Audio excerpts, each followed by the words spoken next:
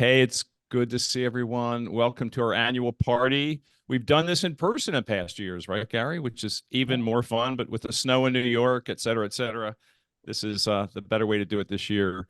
Hey, it was an amazing game, amazing experience. Gary was there live. I was not. I was in Dallas with a bunch of my childhood friends having a reunion and going to basketball games and watching it on a big screen and enjoying lots of consumer products. Some are represented on this show. So Gary, you were there for the whole experience. You popped down to San Diego. You're back in New York now. So tell us about this Super Bowl experience. What was it like this year? What was different from past years? What Um, was trending? What should people on this call, on this video, in this party know about? um, so first of all, hi everybody. Happy New Year to those that I haven't seen yet this year. Please use the chat because I think it's really important that all of you get to know each other. So everybody, if you could please say where you are physically now, where you work, what you do. I think it'd be nice for all of you to get to know each other more.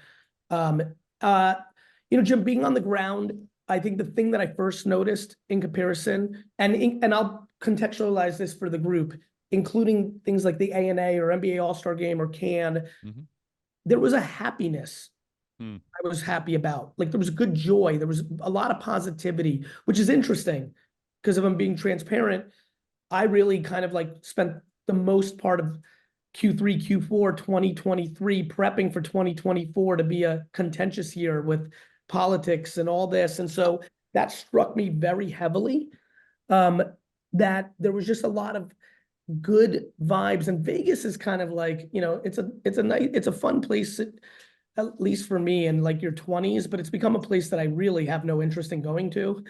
And I felt like it was an incredible host for Super Bowl. Logistically, I think you're going to hear from a lot of friends, executives, people that went to the game. If you know people that are in event marketing or in sports, I think they did such a good job that I'm predicting that Vegas may have the Super Bowl every third or fourth year in the coming years. The logistics were outrageously strong. It was so easy to get to everything. I was very taken aback by that part. And then I think from a business standpoint for everyone, I think the big opportunity that I noticed, and I saw some tiny brands doing it, and I'm sure other big brands did it because it's a serendipity of how I was moving around town all week. I continue to believe that experiential is grossly underrated. I know why it's underrated because I'm empathetic that none of you can get it measured properly in your organization. It's hard to measure, right? But the Gary, brand, what do you mean when you say experiential? Why I is mean Say more. sampling. Yeah, like I think that brands need to sample more, Jim, to be frank. Literally touch the product, whether it's a consumable or even, I'll use your old world, even whether it's a bag of detergent or even like something that people can't even use there, a deodorant. Nobody's going to grab it and take it on the spot, socially awkward. But I think touching product is, and definitely for consumables.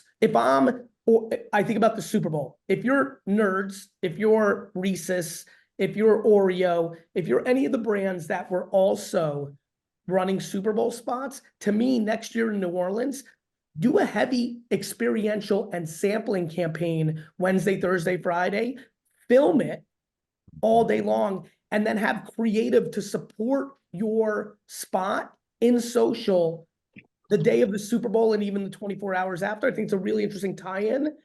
So I thought there was some interesting experiential little things from like startup direct-to-consumer brands that caught my attention. I think some of the big brands on here could be doing it. So happy, logistically strong.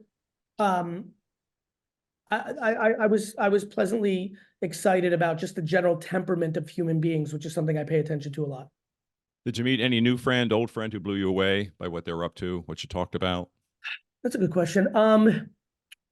I mean, I'm a podcast host. I ask good questions. there was a lot of, that's fair. And you have a great podcast voice, by the way. Thank you, Gary. Well, you made it happen, but that's another story. Stacy and Michael from the PepsiCo team, I had a really productive lunch with them. It was really good to see him. Leslie from Verizon. Yeah, I mean, we saw a lot of people, new friends.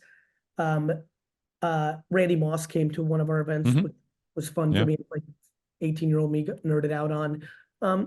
Yeah, I mean, I think, that's always the reason anyone here should ever consider to go to these things is the serendipity of the relationships you make, the doubling Oh, down, yeah. or the serendipitous new friend. Yeah. Well, listen, for everyone, here's our game plan today. We're going to have 3 roundtables with about 3 CMOs in each roundtable. Each one was involved in the game, had a spot, had an experience. Open Door had a really interesting approach this year, Gary, on experiential. We'll talk about that later. So we're going to go 15 or 20 minutes with each group. It's going to be great fun, high energy. I'll try to navigate it. I'll do my best. Gary, I want you to tell our listeners what you would think we should listen for in the next hour. I think, listen, friends, it's why I kind of went quickly on the last question. I'm just trying to think about how do I bring the most value? I really believe the most value in what we're about to do, knowing all of you are busy. Please use the chat as your friend. I'm literally, as Jim just asked me, literally my screen now says a lot of, and just says a lot of, because I was going to say a lot of you haven't said hello yet. I mean, look, I'm all about some people are extroverted, some people are introverted. But if you can't communicate in chat on a live stream, then we're really missing the mark here. So please be active. Like, to Jim's point, some of the people in this room are your future partners. Some of the people in this room are going to hire you on a board one day. Like, please, this is for us. And we've seen this blossom with Andrea and Jim and now Avery joining us from a CMO capacity. Like, we're very passionate about the karma and collateral goodness that a community can create. So please don't be passive here, at least in the chat. And so as people are talking, let's get the juices. Absolutely. And also ask some questions. If you want something, you want us to bring something up, we'll be watching it. We can't get to all of them, but give us some ideas for questions and we'll do our best to integrate it. So let's go. Round table, post party, number 1. Come on, bring them in. All right, we've got Brett. Super. Got Russell.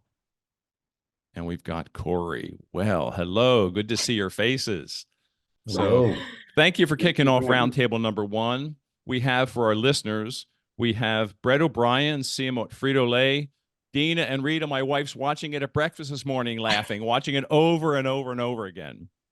We have Russell Wager, the Perfect 10 spot, VP of Marketing for Kia America, emotional, top 10 nanometer spot. And we have Corey Marchesotto, CMO of ELF and Key Soul Care. On the Super Bowl, really fun spot, Judge Beauty. Again, a top winner in nanometer. So we've got some people who did some amazing work on Super Bowl Sunday and around that. So listen, I want to introduce yourself to our listeners by telling us which spot, which experience, which promo during Super Bowl weekend was your favorite and why, and make it snappy. We just want to get to know you that way. So Brett, why don't you start? Our man from Frito-Lay. Yeah. So hi, and pumped to be a part of the conversation, and thanks for having me join in. Yeah, my favorite moment of the Super Bowl, to be honest, was what totally unexpected. We found out the night before. We to Gary's point, we did a big activation right under the New York casino, and we had a Cheetos chapel that was hosted by Chester Cheetah. And 2 of our employees called us and said, "Hey, we're engaged and would love to get married. Could we actually do it?" And so we held a wedding at the Chester Cheetah Chapel. And it was, I mean, literally, like, everybody was crying. There wasn't a dry eye in the place. It was awesome. And yeah, that was pretty. It was this emotional, putting people together in a forum that we didn't anticipate, and it was pretty magical. So love that part. If I may, Brett, I know a lot of Vayner employees on here. Anyone who in the future wants to support an activation with such an aggressive life decision, it's an immediate promotion. Just need you to know that. That's right. Like, hell yes, we're getting married. Let's do this. This is awesome. I was reading a story in Ad Age this morning about what drives great results, creative effectiveness. It's creativity combined with empathy. Gary talks about it. So you nailed it there. Creativity and empathy, baby. There was a lot of empathy. It was awesome. It was really so Corey, great. how do you follow that? So your favorite ad experience, promo, wedding, whatever you might in the Super Bowl weekend? So I have never actually been to the Super Bowl physically before, Jim. So it was a pretty extraordinary moment for me. And I had the childlike wonderment of a kid running around a candy store. And my favorite part was the communal aspect of it. And I think that's the beauty of what the NFL brings, period. It is one of the only moments where people have a communal viewing experience, whether at home or at the big game itself. And whether it was going to the incredible party that VaynerMedia threw and getting together with friends and talking about the, energy and excitement and emotion that we all had, or I really loved the moment at the NFL tailgate with TikTok where Gwen Stefani, sorry, but she is still a badass. Yeah. It was just an extraordinary moment. And the energy of the game. It was just very fulfilling, very soul lifting. And you left there feeling like, Gary, to your point, experiential, bringing humans together is everything. Yeah, to that point, Corey, this is the last year we're doing this on Zoom, Jim. Yeah. Brett will have to fly from Texas. It is what it is. Like, we're just going to have to. It is what it is. In person. Yeah, I love it. I love it. So, hey, quick favorite ad that wasn't yours. Quick, one word. Corey. Sorry, quick what? Favorite ad during the Super Bowl that was not yours. I'm going to have to go with Duncan. Dunking's okay. I was good. just blown away by the creativity and the humor and the emotional truth. Brett, how about you? I should have asked that. Your favorite one that wasn't yours. Yeah, so you should know this about me is I'm from Boston, so you could probably assume which one. I know what you love. All right, time Russell. Call out the Yankees on national TV. I'm good. All right, Russell, over to you. Kia. Very sentimental, very emotional spot. What was your favorite Super Bowl ad promo experience? So I'm not going to be a homie and talk about mine right now. We can talk about that a little bit later. And I'm going to make it a clean sweep. The Duncan, I'm from the Northeast. When you get those amount of celebrities together, and it felt real. It felt like they were all living their real personalities. You got to love Matt. You got to love J-Lo for what she did. You pay attention to it. I'm not saying it because it was one of two that was in front of us in the ad meter. It was just a good relative communication that engaged everybody. It was a little humor, and I think everyone's going to remember who did it. Yeah, that's right. That's the key one, right? With all that stuff, all that humor, the celebs, the brand was at the center. Jim, if I may, I'm going to go with DoorDash. Yeah. And the reason I'm saying that is I love, by the way, I like the Dunkin' Donuts commercial a lot, other than Dunkin' does make me think about the Patriots and I hate them with all my heart. But I do think that we continue as an industry, think about things like ad meter, which is, has its, just like everything in our industry, has its strengths and weaknesses for measuring truth. What is truth is first party data. And what DoorDash is waking up with today is a ton of new customers in perpetuity. And so obviously an app is different than a CPG, is different than a car. Everyone plays different. But I will say, thinking back to Denny's a decade ago, even more, I think now with that Facebook coupon, thinking back to Coinbase and the bouncing QR code, I really do think, if I may, for this illustrious group, as we head into 2025, my team knows I'm thrilled with our Ice Spice commercial, and we did conquesting, and I think we're excited about the Starry thing. But the team knows that, like, I still have feelings that we continue to miss the mark and miss the opportunity for more business-oriented moments. I was talking to, I'll give you a for instance, if I was selling something that was $100 to $120 retail as a brand, since it was Super Bowl 58, if you run a clever commercial that says, we're going to sell this for $58 for the rest of the Super Bowl until it hits 000, and here's where you go. I think we're similar to how like streaming overtook television and cable, similar to how Kim Kardashian is famous more so than Jennifer Aniston, similar to influencers are more famous than most people. Like, as the world turns, I do expect in the next 10 Super Bowls for us to see 20, 30, 40% of the ads to have a clever call to action. I think we put creativity and humor on such a pedestal because we're a creative industry that we leave business too much off the table, and there's real business to be done. And that's why I think DoorDash wins in a real way, more so than people realize this morning.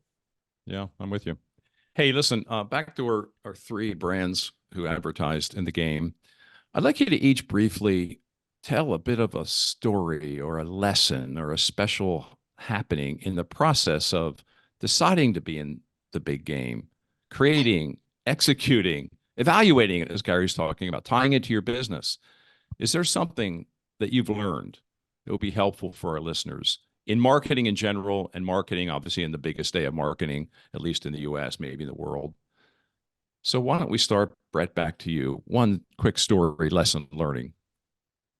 I think for us, so it's we're not newbies to the Super Bowl. This is literally our 24th year running Doritos creative on Super Bowl. And so it's always tricky to say, well, what's different this year? What's impactful this year? What are consumers, what's the truth that we want to talk about with our brand that makes a lot of sense? And I think, one of the great things that we saw on the Super Bowl this year is there's this great mix of emotion, but there's a great mix of fun. And so what's going to work well for your brand, and how do you bring it to life? And for us, it was a no-brainer what we were going to talk about. We just launched this new innovation. We knew that we really wanted to tell people about Dinamita, but we wanted to do it in a way that reflected like how people felt about this product. It was this amazing, hard to get, but like I can't get enough of type of experience.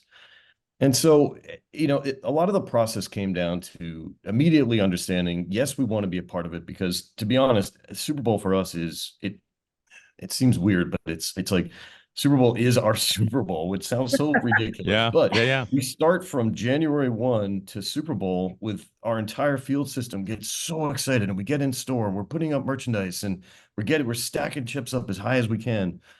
And it's like this momentum of just this spirit of like, yes, like Super Bowl's here.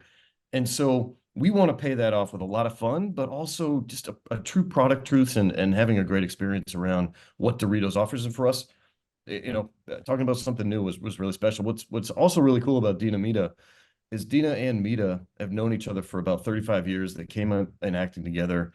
We didn't know it. We found them, we cast them separately, and they happen to be really, really good friends. And they were all over the place in Vegas, and it was such a blast to see them come to life. So yeah, we had a lot of fun with the ad, which I think is super, super important, but also understanding the full scale of what it does for our system is also incredibly important for us. Yeah. It was also beautifully crafted, that ad. It's a beautiful piece of work. Russell, Kia, one lesson learning story. Have the philosophy of first decision. Why do you want to be in the Super Bowl? Why does a brand be in the Super Bowl? And we have three thoughts. One is you're launching a new product, right? What bigger way of doing that? Second, you're telling something about your brand, or third, you're telling what your brand stands for. And for Kia this year, we did 1 and 2. So obviously we told them all about the new EV9 3-row SUV, but we're not going to sell 100,000 of those things. It's not a lot of volume. That doesn't make sense. But more importantly, our message was to try to tell people we are committed to the electrified space. In the auto industry, all you hear right now is how electrified is slowing down, Ford's closing plants, they're not going to meet their goals. There's only one thing called Tesla. We have an internal mantra. The mantra is, hey, when you're considering a Tesla, an electrified vehicle, you're thinking, I'm going to look at a Tesla, and we want to be the next word after and. So this is a way of showing that we are committed to the electrified space. We saw not only to our sites, obviously people come to our sites and every site on the brand after, but the shopping sites, the KBBs, the Edmunds, all those, they saw shopping far exceed any of the other auto brands, and quite honestly, any of our past records. So it becomes a no-brainer when you have that messages of one of those three. And this year we had those 1 and 2. Wow. Well, you have my son, who is married, lives in Detroit, they're having their second baby. He's looking at the EV9. He's blown away by it. So you did your job. There's a conquest of one. He's driving a Toyota now. So anyway, we'll see where he comes out. So Corey, bring us home. Elf, Judge Beauty. Well, first of all, Corey has the most beautiful background, paint with an elf football. It's so good. So bring us home with your learning, your lesson, your story. I just have to say my 2 new favorite words are electrified space. So thank you very much, Russell, because I love being in electrified space and I love bringing the electricity myself. So I would boil it down to 3 letters, A, B, C, audience before content. And last year was our first foray at the Super Bowl, and there was a very important reason we were there, and it's because women were being underserved. 115 million people are there. of which nearly 50% were women. So if we do some real girl math here, it's almost 55 million viewers, yet less than 1% of the ads were beauty. So we felt we had an important move that we needed to make to bust the walls, bust the ceiling, and say, hey, the Super Bowl is not for men. The Super Bowl is for every eye, lip, and face. And we are here to serve our audience who is not being served. And we tested that hypothesis last year by bringing Jennifer Coolidge, who is a representation of a wide range of audiences. She was equally popular with Gen Z as she was with older demographics. And the reaction was wildly positive. And our audience wanted us to be there. They wanted to see beauty. They wanted to see brands and products that were meaningful to them, that were sitting it out for a multitude of reasons. So that gave us the energy to come back a second time. And the most important thing this time was us bringing universal truths that were culturally relevant and emotionally resonant for them. The first thing is they absolutely love our Halo Glow liquid filter. The second thing is they're obsessed with courtroom drama, obsessed. And the third thing that was really critical for us is this conversation that is happening around overpaying for beauty. That is a real conversation. People are having arguments with each other. Wait, why do I have to pay $40 if e.l.f.'s giving me a better quality for $14? So we took what is a universal truth for our brand. We are here to make the best of beauty accessible. And we brought it together with culture, entertainment, and the center of the zeitgeist, the center of the conversation. And we put it on the biggest stage where the most women are actually attending. So it is really important for us to make sure that our brand is bringing forward a platform and a stage for our audience. Yeah, we'll give you the last word on that. We're going to have to move. Hey, Jim, Russell, can go I- ahead, please. One comment on Yeah. so I 100% agree with Corey. One of the biggest things she just said was the audience. The most nerve-wracking thing that I think any of us on this call have to deal with is, how are you going to make an advertisement and add a message that's going to resonate with over 100 million people, right? Any of us are really good at, okay, let me identify the 20 million people in this thing, the 15 over here. How do you make some message that is going to resonate? She did a great job. Judge Judy, it's in the culture, as she said. And it's the biggest thing that we fret over is like, are we going to tune out half the people when we do our messaging? And you just talked about, a message of one. I think everyone relates to father, grandfather, daughter relationships, whether you have one, whether you know. So I think that's one of the biggest, Audience scariest first. things that we have to do. Yes. Yeah, audience first.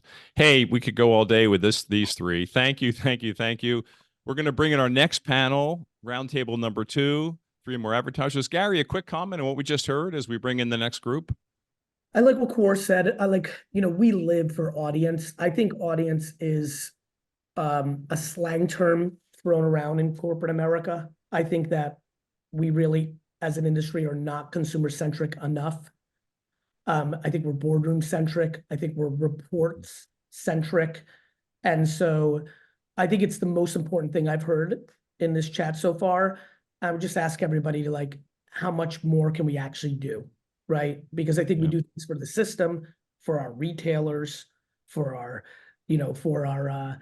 our resellers, for the car industry, tier 2, tier 3. There's so much that we do things for that aren't the actual consumer. This is why we built a creative and media company that's based on social first, because it's closest to the consumer, and whoever's closest to the consumer wins. And I think in general, if we can live what Corey said for everyone here, getting closer to the day-to-day marketing that is social, because it's funny what Brett said, it's funny. I think of Super Bowl as the end of the year. I think what we as a creative agency have been winning because we're doing marketing all year, and come September, October, November, we're extracting the consumer insights from the social work because we're marketing to so many different consumer segmentations. And then that becomes the brief for our creative, not the other way around. And so I just think that line by Corey about, audience, I think that, and I also think we talk too much about potential reach versus actualized reach. Yeah. That's why I love Super Bowl. That 130, which I actually on the record believe is under measured, Yep. actually has reach versus the Grammys or the Oscars or a lot of social, a lot of Oh, yeah. digital, email, billboards. Those are all potential reach metrics that we're spending against. So I would just say more common sense, more audience. All right. Roundtable number 2. We have 3 guests here, all advertised in the Super Bowl and all had really funny spots. So I want to welcome Gabrielle Wesley with Mars Wrigley. Of course, M&M's one of my favorite brands for so many years. I'm a huge brand fan. I have it on my desk right now. We have Adam Kornblum with CeraVe, which the spot sort of broke the internet, so I can't wait to hear about that.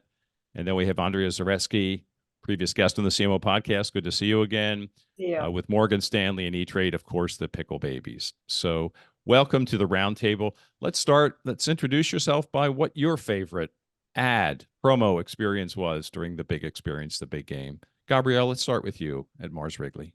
Yeah, hi, Jim. Great to be here today and good to see you, Gary. I actually agree with you. My favorite ad was DoorDash for the exact same reason that you talked about. There was a lot of fun in that ad, but also a real drive and call to action for the business. And we all know how important first-party data is. I'm sure that DoorDash left the Super Bowl with quite a few customers. I did. So, Adam, you're almost 25 years with L'Oreal. You know beauty. You did something that bucked a lot of beauty trends. But before we get to that, what was your favorite ad promo experience? Yeah, so I'm going to just take a different approach for the sake of it. So I think for me, I appreciated what Verizon did because I walked away knowing what the message was. I got it. And then when I look at what Gary was saying, the actualized reach and the actualized buzz, for it to go from TV to social and have that much buzz so quick, and actually translate as one of the most engaged with brands, for me, that measures something. So Totally agree. Andrea, bring us home. Gary, thanks for having me. I'm going to shine a light on a first timer, which is Etsy. I think they did such a fantastic job with this truth, which is that feeling you get when someone gives you a gift and you have to reciprocate. The commercial starts off with, "Oh crap," as they see the Statue of Liberty coming into the port. I thought that was hysterical. And the way they lit up this new gift mode feature, which the commercial was all about, they hired Drew Barrymore as their chief gifting officer. I thought that was brilliant. She's so Etsy and so on brand. So I thought that was a fabulous debut. Super. Well, let's get into what your work, you all did amazing work for the big game. And I'd like you, just as we did the first roundtable, because I think it's so rich with learning, give you sort of an open platform to talk about, again, some story, some learning, some experience that you learned from in doing this work that our audience, our listeners could learn from. So, Andrea, let's start with you with the Pickle Babies. This is now what? How many years have you done this? We have done 20 Super Bowl ads. This was the 11th appearance of the E-Trade Baby, 3rd in a row. So, a big legacy of Super Bowl advertising. And I think what E-Trade has done well over the years is stay true to its brand, to its purpose and its brand. It's irreverent. It calls out truths. The baby is iconic in terms of really a spokesperson. And what we did this year is we really tried to amplify a full course strategy before the game, during the game, and after the game. We, to Gary's point, did something a little experiential. We sponsored Pickle Slam, which was a great event. The Sunday when there was no game between the playoffs and the Super Bowl, Steffi Graf, Andre Agassi, John McEnroe, Maria Sharapova playing pickleball stars. E-Trade was all over it. And then what we're really excited about that we're doing after the game, again, Gary's point about performance, how do you do brand and performance, is we know that record numbers of people had a wager over the weekend and we're betting. 68 million people probably had a bet over the weekend, something like $48 billion. We know that people need to think about their money after the game. So we have launched 20 Monday and we started advertising it right after our spot aired. And we drove everyone to E-Trade to take part of it. We had a big event yesterday. We have tools and education, and we hope we have a special offer, limited time offer to open an account. So we're really looking to be more commercial with this year's event. That's a beautiful example of experiential and extending the impact of this amazing weekend. Yeah. Gabrielle, one of my favorite brands, M&M's. They're almost champions work this year. So maybe tell us about the insight behind that and what you learned in bringing that to life. Yeah, absolutely. I think one of the things that we can all understand is being, everybody from an insight perspective wants to root for the underdog, but we all have been in situations where we didn't quite make it to that championship stage. I'll tell you, I say this all the time. I grew up in Chicago. I'm a Bears fan. So I know the pain of, wanting to really be on that championship stage. We are located in New Jersey. You guys all know the letdown that the Jets had this year. And, you can name a ton of teams that, wanted to be playing on last Sunday. So they're more almost champions than there are people who actually get that Super Bowl ring. So understanding that insight, M&M's is a brand whose purpose is creating a environment where everyone believes that they belong. And so this year, we really wanted to highlight those folks that worked really, really hard, are very well known, but just never received that Super Bowl ring, so that we honored them with an almost champion ring made out of the delicious signature peanut butter from Peanut Butter M&M's. Will you continue that idea as we go forward? Absolutely. This is really the launch and kickoff to an entire year of new product innovation. We've got peanut butter M&Ms in minis and in mega form coming out this year. So providing a year long and hopefully a generation of comfort. So it was really fun. We don't take ourselves too seriously, as it relates to that. And you have to laugh before you cry when you're an almost champion. You know how passionate sports fans are, but it was just something we can all understand and have all been through. I thought it was a good night for CPG, by the way. Consumer goods, a lot of creativity, call to action, differentiation, true to the brand. That's on a good note. I'll turn to Adam, and your work with CeraVe, which is obviously a trending brand, a booming brand, one of the hot brands of last year. And you took that and you just did something that's brilliant. And so I'd like you to, everyone out there wants to unleash creativity and do something that just breaks the internet. You did it. You're doing it. So tell us how that happened, what we could learn from what you're doing. Yeah. So, I mean, honestly, I would say it starts with that RFP, the brief. I never, like the Super Bowl spot, the ad, that was one element of the brief, right? My ask was I need to create an immersive storytelling world, right? I want to tell it in phases. I want to kind of break the internet before the Super Bowl, right? So we can warm up the tires a little bit before we just hit the gas. And the Super Bowl ad for me, I mean, it's obviously costly, but it's like, it's a big one. But I think for us, each step of the way, every touch point is just as important, right? So we told this Michael CeraVe story. What we're seeing a lot in skincare for us is there's a lot of brands copying, like, specifically CeraVe with some of our codes, right? In our brand, in our logo, it says we're developer dermatologist. All of a sudden, medical skincare is super hot. So everyone's apparently a developer dermatologist. So for us, it was like, all right, well, let's put Michael Cera in the front, let him say that, he just developed the brand. And then let's steal this brand back from the guy who's trying to steal it from us and create some wild banter. And so phase one is this speculation phase, this fake news. And we disclosed in all of these fake news posts that it was an ad, but people love stories. They like being part of a story. They like being told a story. So no one really cared. Some people actually just ignored it and was like, I can't believe this guy. Some people called us stupid for not working with him. I mean, it was quite incredible. But the buzz was unbelievable, billions and billions of impressions from PR to social.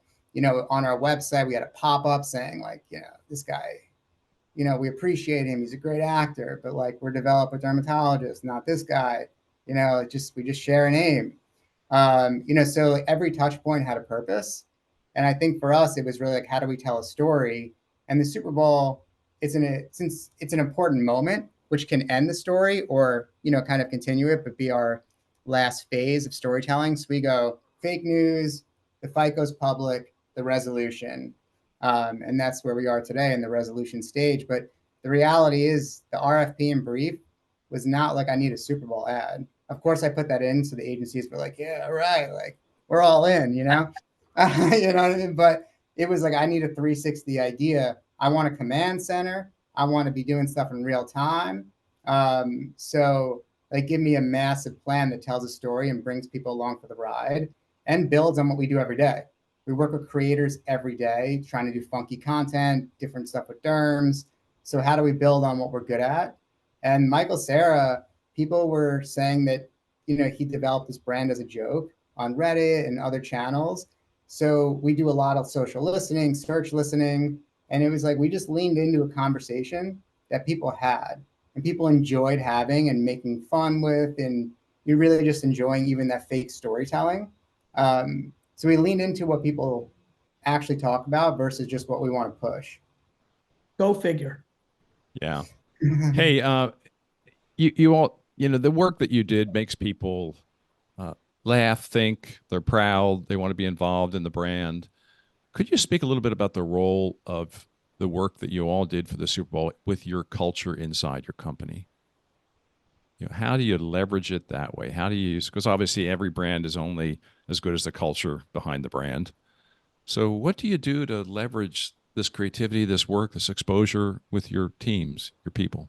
Andrea, you're nodding and smiling. Sure. I'll start Yes, with you. absolutely. That was so important this time to make sure we had a really dedicated employee engagement aspect to our plan. E-Trade's mission is to get off the bench and take charge of your financial life. So with this Money Monday concept the day after, we had a whole employee plan where employees could take part of this event yesterday, take some time to focus on their financial health, look at their portfolio, come up with something new. We were one of only 2 financial services advertisers in the game. Usually we are. And so we really have a nice role in owning that category. And we felt, just like wellness and every other aspect of health, financial health is as important. So we engaged record numbers of employees yesterday, and I think they feel a lot of pride getting involved and being part of that E-Trade brand. The one thing is we're also a sub-brand within Morgan Stanley, Yeah. part of an acquisition a couple of years ago. So this is a real way for Morgan Stanley folks, legacy folks, to feel the E-Trade vibe and get involved and be proud of it too. Adam, how about you with this amazing event? Yes. So what's interesting about the question is this is the first time L'Oreal as a whole has done a Super Bowl ad, and they're quite a large advertiser. So I think for me, I had to tap into more of the cultural, like entrepreneurial mindset of our super seniors to get everybody excited about this. I think generally the question has been like, CeraVe's become a billionaire brand inside of L'Oreal. How do we continue at this pace? So there was a lot of formulations of figuring out how to sell it in. But I think for me, it was selling it in and then keeping this sold in at the rawest level and tapping into different pieces of the company, like the entrepreneurial aspect of at least the CeraVe brand and what we stood for that needed to really filter up to the top of L'Oreal. And they went for it all in. Yeah, I'll say. Hey, Adam, are you going to update your LinkedIn photo? So I wasn't going to go there.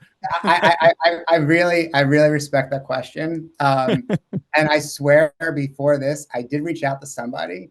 I shaved my head like during COVID and never went back. So if you got a person that's pretty legit, Aren't you in our building? We are in your building. Yeah. So why don't you come down? We have plenty of photographers. We will hook it up proper.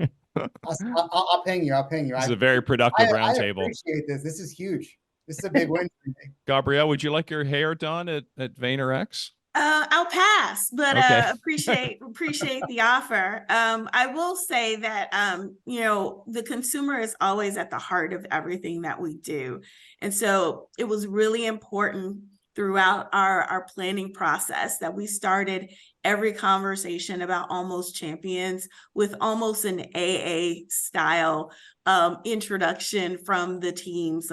Hi, I'm Gabrielle. I'm a Bears fan. Hi, Gabrielle. Tell us about your Almost Champion story, or tell me about how you felt, as it relates who your team is, and a time where your team lost. And, it was, the NFL is such an important partner for us in everything that we do, that, we have our team logos and our and that piece all within our teams. And so keeping that at the heart, the insight of being an Almost Champion and how that feels, and, maybe how you felt ignored, or you felt alienated from that, keeping that at the heart, but keeping it fun it was always a part of every conversation. Before every meeting, we had that conversation, we had that tidbit, so that we understood, whether it's a social post that we gathered, or we grabbed from from our brand or from a team, it really embodied how people felt about being on the stage and not being able to get that Super Bowl ring, or be able to win. Trust me, we had a lot of Lions fans at Mars that gave us some really great stories. I hope you show up at March Madness this year for both the women and the men. I think that would be awesome. There are so many Almost Champions. Absolutely. Absolutely. There's so many people who wanted to make it to the big dance, or even be part of the 64 teams that aren't. So it will definitely resonate throughout the year. Gabrielle, Adam, Andrea, thank you for this wonderful discussion. Great lessons. Great to see you as we phase you out and bring roundtable number 3. And I want Gary once again to comment on what we just talked about. It was rich. Macy asked a great question to Adam. I hope you can answer in the comments. That was a really good combo, obviously. And look, I think again, I touched on this, and I think about these things as like Super Bowl, but then also a lot of people here are friends and acquaintances and have become part of this community. I think if you look at Adam's background when he was at Ogilvy and what he's doing now, it's not confusing that he grew up in a social media lens. Mm-hmm. And I think that that's where Survey really won. Look, yep. We are a social first creative AOR, not because of what I'm saying now. We went into it, and I think Survey really did that this year. And I think there's a lot to learn from it. I really do. And I think that everybody here, we launched a new product this year called Super Bowl Surround Sound, so that we could come in and do what we do well, even if we didn't do the Super Bowl spot. And we felt we priced it in a manner, given how much people are spending on Super Bowl media, $7 million. We all know the talent, the production, the creative agency, the director, it gets expensive. And so I was sitting there thinking about like why our stuff did well with Mr. Peanut or Pepsi stuff in the past. And I'm like, man, it is this surround sound. It is the before and after within social, and it's not matching luggage, which I think a lot of people do. Yeah. It's what we saw Adam do, which was it's creativity in a different way that's contextual to those platforms to create that 1 + 1 = 11. And so I think a lot of you are going to be doing another Super Bowl spot next year, and whether you bring in someone that looks like us or us directly to do the surround sound, or if you can start challenging your creative agencies, especially the classic TV ones, to truly, when they talk about it's omni, we're doing matching luggage. We're doing banner ads and social that match the spot. And that's not, Yeah. So I think the thing that stood out for me was out of that talk, the M&M stuff is, I mean, like, kudos to them. Like, that's iconic and always right. But I do think it really caught my attention long before the game, what Survey was doing. And I think a lot of people here have the potential to do that. And now that everyone's sneaking out their spot before the game, Jim, there's really like no downside to being very thoughtful for the 3 weeks leading up to the game. And think about like the NFL playoffs. You could tell incredible. I mean, there's a lot of creative people here. Yeah. Knowing that the Super Bowl is attached to the NFL playoffs, there's such a natural story to be told in 4 parts But again, we got to get out of this matching luggage spot down, and we need to get into spot surrounded by. And I think Survey, I'm very jealous. It's a beautiful example. Like a joking way. I'm so proud of them and Adam. And again, I literally went to Adam's LinkedIn for the purpose of like, this was too like, and sure enough, the social track at an agency. I think this is the modern marketer, if I may. And I think the people, career path, talent, building the right team, lessons all around. And there's so much talent here for the people that didn't have the luxury or did have the luxury, depending on how you want to look at it, of growing up in this social media era. I always get sad when people think it's too late. Oh, I got trained classically in the Procter Kellogg's way. I'm like, sure, but like spend a year and get educated. The best part of COVID was things like this, where we were able to talk to marketers who never even created a TikTok account, and we're like learning. And Sarah Bay, by the way, a single influencer in Hawaii started the let's get right. Adam, let's talk real shit here. A single human, a boy in Hawaii. I'm very aware because I watch this 24/7. A single boy in Hawaii as an influencer in TikTok has incredible amounts of impact to where the brand is today. And this is something that I just continue to believe that this room underestimates, even the people that are most bought in, me included, by the way. We underestimate the impact. More product will be sold today because of social media than what was sold because of the Super Bowl. And this is something people continue to underestimate. My big takeaway is the true 360 nature of Super Bowl. I think will start to, the cat's out of the bag. And I think people will dissect Survey very carefully. And I think I'm happy about that because I think it will get people into the right mindset. Michelle, I'm twisting an Oreo right now to decide who I go to first in the round table number 3. Love that.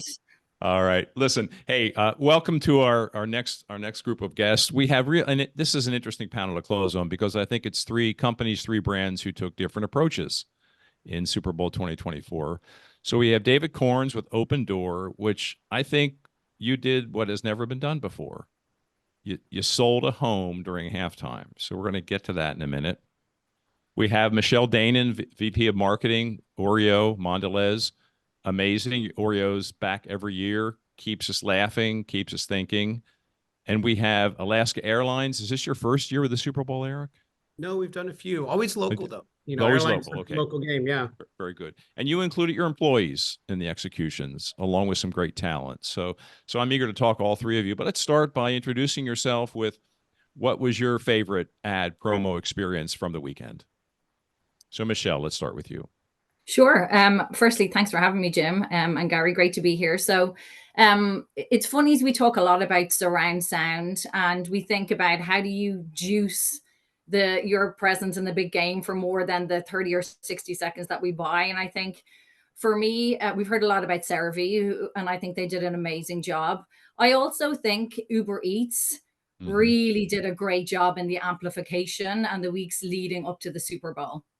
So for me, if I think about how authentically they did that, jumping on the David and Victoria Beckham meme, which was just so self-deprecating and so laugh out loud funny, I've got to give them a ton of credit for that because I think they really built their coverage strong in the upfront, which is what most of us as players in the big game look to do. We look to amplify and make sure our brands are in the cultural conversation in the run up. And I think they did a really nice job of that. Eric Edge of Alaska Airlines. Stories about Nick and Tan later, but tell us which piece of work blew you away. Our buddies Nick and Tan. I was a big Duncan fan, but I know everyone said that. If you think about people walking away with something stuck in their head in one singular message, I thought State Farm crushed it. Very, very, if you want everyone to associate neighbor with State Farm, well, they did the job. And so that really stood out to me.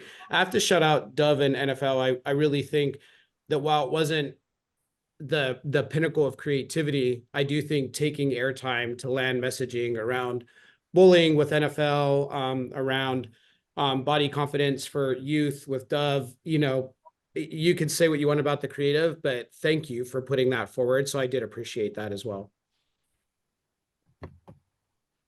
David. It's funny. My favorite spot this year is not one that I'd usually go for, and it's actually very kind of TV only, which was Reese's Caramel Big Cup, which again is not to my usual tastes. Worked by Eric and Coleman. And what I liked about it is I think people watch the big game, they're pretty distracted while they're doing it. I would say like a 60 feels like a 30 feels like a 15 during the Super Bowl. And I think they stood out, one, actually by not having celebrities, not having big CGI, and just really leaning into their comedy. So it was a clear idea. It was, I mean, it was ridiculous, but it was like, that was what was great about it. It made me love the Reese's brand, and it made me want to try a Reese's Big Cup. So that was it. Again, not to my usual taste, surprised it's my favorite, but that was actually the one that stood out to me because it was so clean and crisp. It kind of knew what it was doing and it did it well. And the insight is people love the basic product. They don't want it to change. Yeah.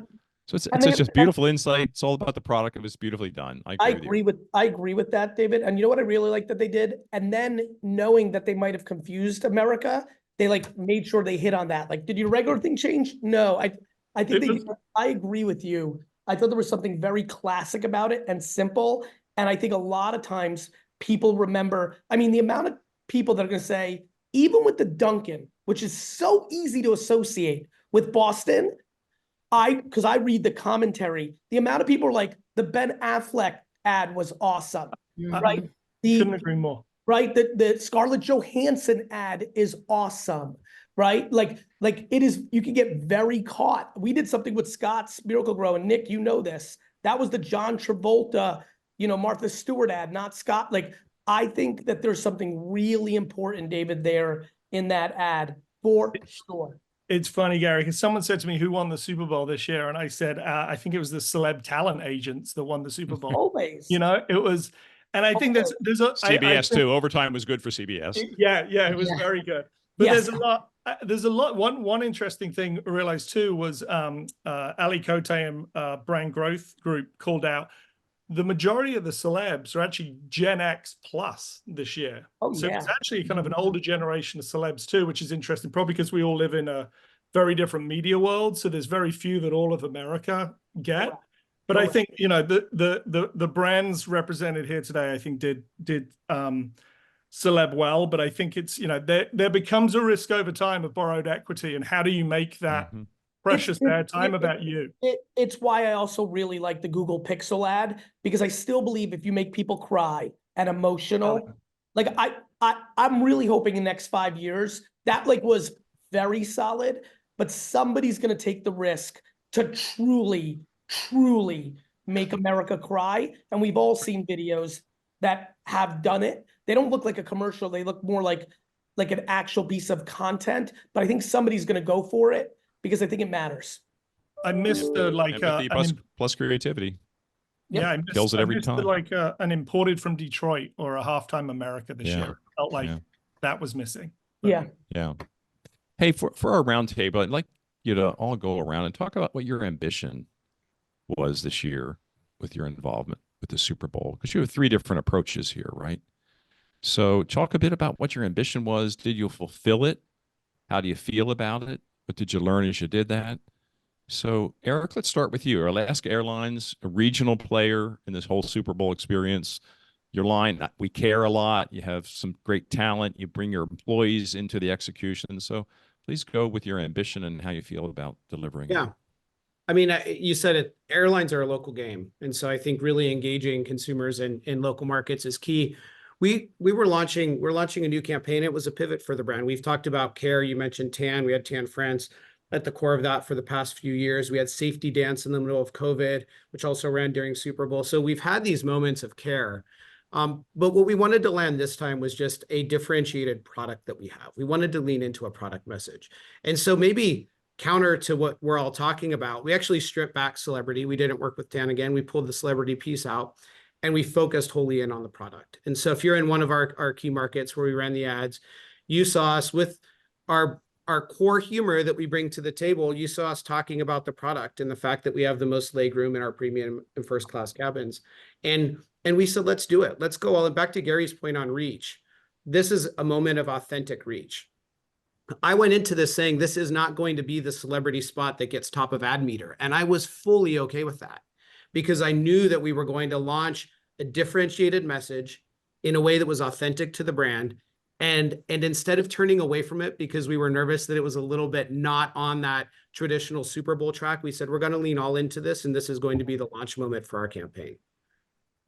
Beautiful. Love that. By the way, Yeah, Jim, Gary. I apologize, but Eric's point is massive. This goes back to my DoorDash thing. Like, I do think we all have to be a little bit careful to like do things for the award or the metric or the report. Like, that was a business talk, what Eric just did. And that gets me fired up. And I do think you can do both. And I think we all know that. But I do think I can speak because I've interviewed a million of them, all the ECDs and GCDs and CDs and CCOs. Every creative agency only wants the hype. There's zero business DNA in that part of it. That means everyone here needs to fight for that even more. And I love also they took the care idea and you just stay with it. Yeah, that's right. You execute differently, but you stay with the core idea of the brand. So Michelle, this isn't your first rodeo, your first Super Bowl. Oreo's been a player. It's obviously an iconic brand. Talk about your ambition this year and how do you feel about it? Yeah, I mean, it's I think when you bring a brand like Oreo to the big game, it's not about driving overall awareness, right? Like, this is a brand, 98% awareness, incredibly iconic. So 110 years old. And for us, it was really about, as we think about Oreo, always wanting Oreo to be at the front and center of cultural conversation and in the cultural zeitgeist. That was a big part of our decision to come back to the big game. So the consumer on Oreo is so ubiquitous, spans so many age demos, as is those that watch the big game on the other side. So that was a perfect partnership for us, I would say, as we thought about it. We're all about playfulness on Oreo, and playfulness is at our heart. So in our ad, you'll see a bit of playful, provocative, we're being playfully provocative. So just pushing the edge of playfulness, given the game that we're in. And for us, it was really about launching this new platform. So this idea of twist on it. So twist on it, we know for Oreo, is a ritual with consumers. They twist their Oreo before they eat it. So it was a perfect communications platform for us to say, okay, we really believe in this. To the conversation around distinctiveness, it's the biggest mistake any marketer will make, right? You spend X millions getting your ad in the big game, but no one remembers it's for your brand. So being distinctive was so important. And that's what we so loved around this idea of the twist on it and Oreo being the decision maker. So we really leaned into that. And then it was great to be able to tell the multiple stories of how Oreo has helped make decisions through the test of time. But I would say it was always distinctively Oreo in its tone and how we were trying to show up, a little bit more playfully provocative. But most of all, we wanted to entertain and have people walk away with that was an Oreo ad. After you twist, do you take the cream off first and then eat the chocolate wafers, or do you no? All in, one and dunk, baby. That's the way it goes in my house. Okay. I'm an old school. I take the cream off before I eat the chocolate wafers. That goes back to when I was like 3 years old. So anyway. I love that the ritual is so embedded that that's still the way you eat your Oreo. So David, Open Door. You did. I've been following this. I think it's so clever. It's so fun. It's so on brand. It's a demo. Tell us about your whole approach this year, what your ambition was, and how you feel about delivering it.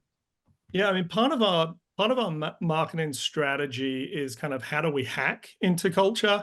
We're unlike some of the other brands represented today. You know, we're still on the path of building aided awareness for Open Door and building it into an iconic brand. So really, we started, you know, at the right place to start, which is, you know, what's the idea? And Mischief brought us this great idea, which was like, our product is simple, certain, fast. We've digitized real estate. So, you know, regardless of what's happening, it doesn't matter if the house is a mess, if Usher's playing in the back room, you can sell your home to Open Door in less time than it takes for a half time of a game. And that's really where it started. So we were like, okay, well, let's walk the walk. Let's do it for real. So knowing we bought regionally, we bought in Atlanta. So we ran in Atlanta, which is the hardest market to sell your home in right now. So it's very strategic why we bought regionally there. And then knowing the pre-hype of the Super Bowl game, we have teasers running on air talking about this halftime showing to kind of build PR interest, and got a huge amount of free PR impressions, because not only were we talking about, you know, the speed and the ease of the product, but the fact that we were willing to put our money where our mouth is and do this for real, I think got us a lot of attention. So there was the build up, and then on the actual night, if you're watching in Atlanta, we cut kind of live to a real person on their real phone in their real house, where they're about to do this virtual tour and potentially sell their home to Opendoor. During the halftime show, you could go to opendoor.com, and we streamed our virtual assessment live. I think did it in less than 9 minutes. And then when you got to Q3, cut back live to the real customer's phone, in their real house, outside their real house, where they announced, like, that's it, we're done, we're selling our house to Opendoor. So it was really designed to like kind of hijack and hack the pre-hype ahead of Super Bowl, knowing that we wouldn't have national coverage on the day. But it was a great experience and a world first. We sold, and someone sold us a house. That was a brilliant concept, brilliant idea. Hey, we're getting close to signing off. This has been marvelous all around. From the Vayner team, are there any questions that have been coming in the chat? Any themes? Anything you want us to address before we sign off our last roundtable? I'll let the team jump in because I'm running late for something, unfortunately. I just want to say thank you to everybody for your time. Jim, always a pleasure, and wish everybody a happy and healthy year. Thank you, Gary, for everything. Love you. Go ahead, team. Avery, Andrea, anyone, any questions that we should bring to the group?